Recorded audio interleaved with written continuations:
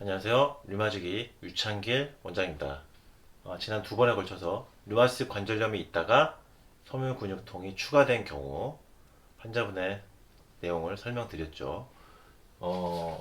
왼쪽 등, 그러니까 등과 흉추가 아픈 분들은 류마티스 관절염이나 섬유근육통의 초기를 넘어서서 중기인 경우가 많다. 중기에서 말기로 넘어간 경우가 많다. 등이 아픈 분들, 견갑골 쪽이 아픈 분들은 몸이 좀 안 좋다 이렇게 보시면 됩니다. 초기를 넘어섰다. 그리고 어떤 충격에 의해서 섬유근육통이 시작된 경우가 많고 갱년기 증상이 시작되면 또 섬유근육통이 심해진다. 섬유근육통 단독으로 생기는 경우도 있지만 류마티스 관절염이 있다가 섬유근육통이 추가로 생기는 경우가 많다. 그 이유는 류마티스 관절염으로 약을 먹는 동안에 근본적으로 치료가 되지 않았고 혈액순환이 잘 되지 않고 몸의 구조적인 뒤틀림이 발생하면서 섬유근육통이 추가로 발생된다. 류마티스 관절염이 근본적으로 해결되지 않으면 어느 시점에 섬유근육통이 발생될 수 있다. 고 설명드렸고 피곤하고 두드려 맞은 듯이 아프다. 섬유근육통의 전형적인 증상이죠. 아침에 일어나지 못할 정도로 두들겨 맞은 느낌으로 통증과 함께 일어나지 못하는 증상. 그리고 이제 말씀드린 게 갱년기 증상입니다. 이 갱년기 증상이라는 것은 30대 또는 4, 5, 60대 여성분들 열이 확 오르면서 식고 땀도 나는 증상인데요. 이 갱년기 증상이 나타나면은 류마티스 관절염도 심해지고요.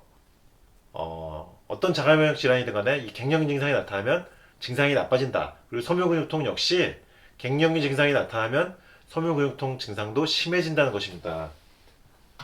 4, 5, 60대 여성분들 중에서 이 갱년기 증상이 나타나는 경우는 굉장히 주목해서 보셔야 합니다. 열이 올랐다 내리는 증상, 추웠다 더웠다 하는 증상, 그리고 땀도 날 수 있고요. 섬유근육통 증상이 좋아지려면 갱년기 증상이 조절이 되어야만 한다. 바꿔서 말하면요. 갱년기 증상이 좋아지지 않으면 섬유근육통도 좋아질 수 없다. 이렇게 설명드릴 수 있습니다. 그래서 갱년기 증상이 굉장히 중요하다는 것이고요. 다시 이제 정리를 해드리면요. 섬유근육통이든 류마티스 관절염이건 또는 어떤 자가면역 질환이건 간에요.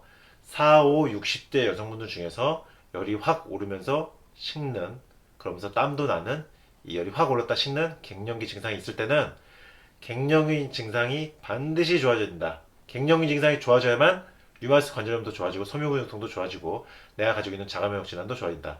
굉장히 중요한 내용입니다. 갱년기 증상이 있을 때는 꼭 갱년기 증상에 주목을 해야 된다는 것입니다. 이상 섬유근육통과 류마티스 관절염이 동시에 나타난 류마티스 관절염이 있다가 섬유근육통이 추가된 어느 환자분의 사례를 통해서 섬유근육통과 류마티스 관절염 그리고 갱년기 증상 관련성 설명드렸습니다. 류마지기 유창길 원장이었습니다.